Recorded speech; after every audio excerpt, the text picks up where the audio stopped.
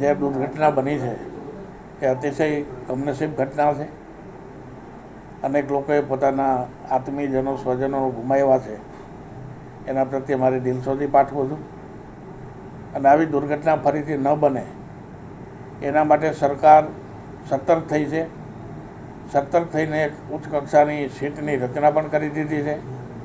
અને મારી દ્રષ્ટિએ આજે સીટ જે પ્રકારે કાર્યવાહી કરી રહી છે, જે પ્રકારે એક્શન લઈ રહી છે, એ યોગ્ય દિશામાં છે.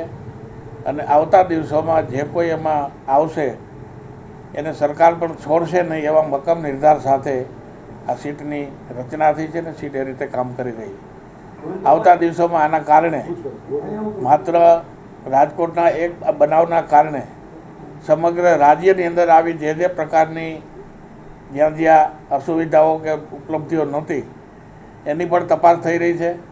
અને જ્યાં પણ આવશ્યકતા વગરની મંજૂરી આપ્યા વગરના આવા કોઈ પણ કામ ચાલતા હોય એને સીલ પણ કરી દેવામાં આવ્યા છે.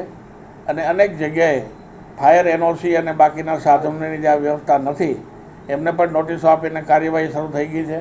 અને મને લાગે છે કે સરકાર સક્રિયતાથી અને યોગ્ય દિશામાં આગળ વધી રહી છે.